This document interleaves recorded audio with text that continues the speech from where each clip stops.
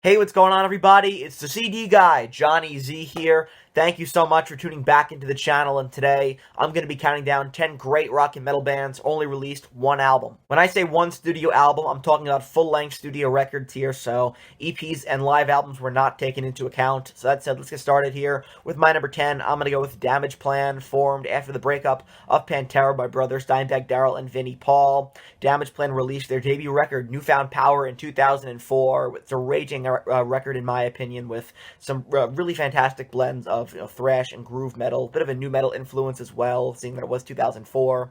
New metal was burgeoning and was very popular at the time, but it also includes more of Dimebag Darrell's signature riffage throughout. So it seemed like an exciting new beginning for the Abbott brothers, alongside vocalist Patrick Lockman and bassist Bob Zilla. But it would all come to a screeching halt just 10 months later when Dimebag Darrell was assassinated at a Damageplan gig in Ohio. A tragic end here to Damageplan, but they did release one studio album, Newfound Power, in 2004, which I think is really solid and a really fine way for the band, for the Abbott brothers to, land back on their feet after the disbandment of Pantera. Just very unfortunate that it all had to end in such a tragic fashion. Next year at number 9, let's go with Beck, Bogert, and Appice. Evolving from the Jeff Beck group, the legendary late guitarist Jeff Beck, who pretty much could work with anybody over the years, collaborated with musicians Tim Bogert and Carmine Appice to create Beck, Bogert, and Appice. Their only studio record is a great blend of hard rock and blues, and it shows what can happen, when three legendary and amazing musicians, get together in the studio with instant chemistry and really put their minds together to create something special. So,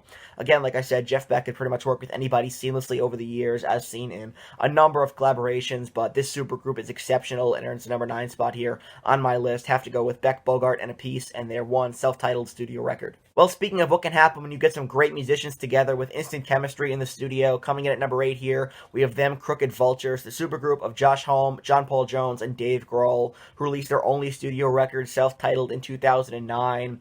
The riffs and the melodies are great, and I think it really shows off John Paul Jones' range throughout the entire record, and, I think that definitely stands out. It's one of my favorite albums of 2009, and in 2022, the group reunited for 2 tribute shows to Taylor Hawkins, but it's unknown if we'll ever see another Them, Crooked Vultures studio record. I don't know if that's in the cards. It'd certainly be awesome, but as of right now, they're a supergroup with only one studio record to their name, but a really fantastic record, self-titled, from 2009. Another fantastic collaboration of 3 extremely talented musicians. Following that up here with my number 7, let's go with WhoCares. As first seen on Black Sabbath's Born Again record in 1983, Ian Gillan and Tony Iommi have exceptional chemistry together in the studio, so it's not surprising that when they got back together for charity for the release of WhoCares, they made magic once again on their only record, fully titled Ian Gillan and Tony Iommi, WhoCares, also featuring a litany of guest musicians, including Jason Newsted, Nico McBrain, Geezer Butler, Bill Ward, John Lord, Glenn Hughes, Ronnie James Dio, Roger Glover, and many, many more.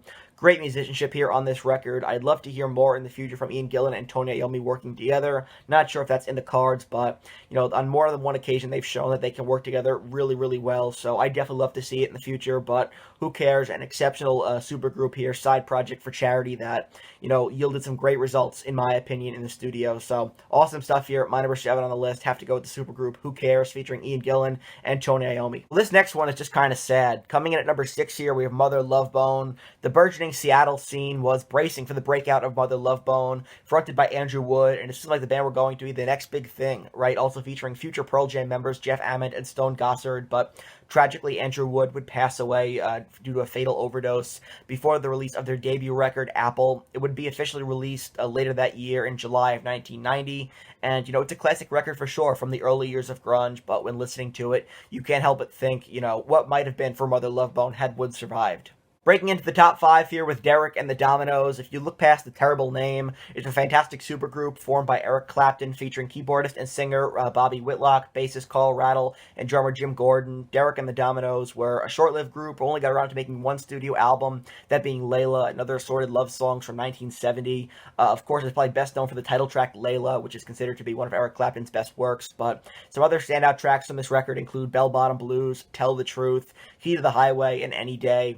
Really fantastic stuff here from the short-lived supergroup, Derek and the Dominos, and again, of course, Layla, probably the most well-known contribution from this album, but a lot of other fantastic tracks on there as well. Number 4 on the list is going to be Coverdale and Page. Released in 1993, the duo of David Coverdale and Jimmy Page collaborated on their only studio album together following Whitesnake's disbandment and Page's failed attempt at reuniting Led Zeppelin. So some may call this album Discount Zeppelin or second rate, but I disagree. You know, I love the collaboration between these two musicians and feel like it blends the signature elements of Led Zeppelin and Whitesnake seamlessly together. So there are definitely some comparisons out there, you know, between David Coverdale and Robert Plant. So I can definitely hear that in some respects, but Coverdale has a voice, you know, of his own and really shines on this record, which turns 30 this year. I know there have been rumblings about maybe a 30th anniversary reissue, which definitely would be interesting. And I know Coverdale has said in the past that if Jimmy Page ever contacted him to want to do something again in the studio, he would definitely not turn it down. So that's something to look forward to, maybe a reissue this year, and hopefully at some point we get to hear Coverdale and Page back together once again. But until then, released in 1993, we have their one studio album together. Great musicianship and a really killer collaboration in my opinion. Top 3 now, coming in at number 3, I'm going to go with Mad Season. Mad Season this is one of my favorite albums of all time. Above, great record here. A fantastic supergroup here. You can see the band on the inside. You have Alice in Chains frontman Lane Staley, also from Pearl Jam, Mike McCready, John Baker Saunders here as well, and Barrett Martin on the drums. So a really talented group of musicians here getting together here. Very raw, right? These songs have some great lyricism throughout. Excellent instrumentation too. I love the drumming here by Barrett Martin. I think Mike McCready really shines on here with some great guitar solos. I'll talk about McCready's abilities a little bit later here on this list because there's another entry here I'm going to be talking about McCready, but some awesome work here on this record in my opinion. It has some of Lane Staley's, I think some of his deepest lyrics here, so he really does shine on this record outside of Alice in Chains, who at the time were on a hiatus, but Lane Staley nevertheless still in the studio here, still making music with some really awesome musicians as well. So great stuff here. I love Above. It's one of my favorite albums of all time. Unfortunately, Mad Season would only make one studio album during the lifetime of Lane Staley, but looking at the track listing here, I mean, every song is fantastic. Wake Up, X-Ray Mind, River of Deceit. I mean, my God. I'm Above, Artificial Red, Lifeless Dead, I Don't Know Anything, and that awesome riff written by Lane. A Long Gone Day, November Hotel is great. So many awesome songs on here. You have a great cover of John Lennon's I Don't Want to Be a Soldier. Awesome stuff on this record, in my opinion. An absolute grunge essential. Released in 1995. We have Mad Season and their one studio album, Above. Released in 1991 to pay tribute to the late Andrew Wood, we have Temple of the Dog here. Incredible supergroup. One of the best grunge supergroups of all time. I did rank them slightly higher here than Mad Season, but they are pretty neck and neck for me. And I did say I was going to talk a little bit more about Mike McCready later on this list. This is what I'm talking about here. He really does a fantastic job on guitar on this record, right? On Reach Down, I mean, my God, he really sounds incredible. Some of his best work, in my opinion, his entire career is on this record, especially on Reach Down. Great stuff. Chris Cornell's vocals are incredible as well. You have Eddie Vedder on here making his first studio appearance, so that's really cool. Great duet with him and Chris Cornell on Hunger Strike, an absolute classic. And look at the track listing here. Say Hello to Heaven, a great tribute to Andrew Wood. Again, Reach Down, Hunger Strike, awesome. Pushing Forward Back, Call Me a Dog, Times of Trouble, Wooden Jesus has a great vocal performance by Chris Cornell, one of the all-time best for sure.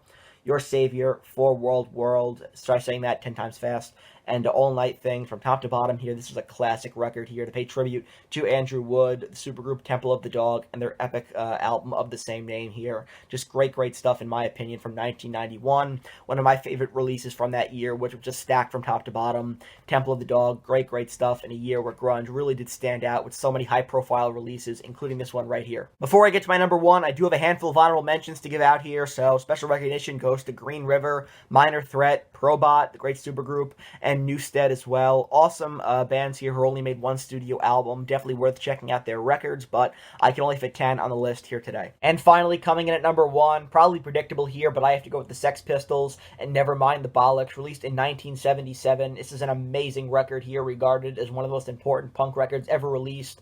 The band had, put out live albums, compilations, a whole bunch of singles, but this was their only full-length studio album. I think it's a record that perfectly, captures the essence of the group with, the rawness and and sneering delivery by Johnny Rotten on lead vocals. It's a perfect album from top to bottom, an absolute punk classic here, and a record I need to pick up ASAP as well, with some absolute essentials on here, like God Save the Queen, Holidays in the Sun, Anarchy in the UK, Bodies, Pretty Vacant, and the great diss track Iommi.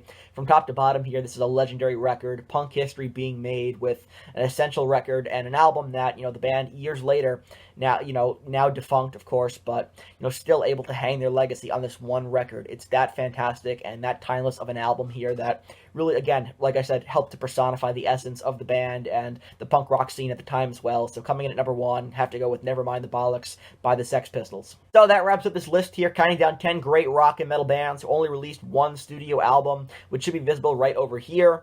And if you enjoyed this video, please give it a thumbs up, subscribe to the channel down below, turn on the bell for notifications so you never miss a new upload, and let me know down in the comments section below. I want to hear from you. What are some of your favorite bands with only one studio album? Let me know all that good stuff down in the comments. And until next time, it's the CD guy, Johnny Z, signing off. Take care, everybody.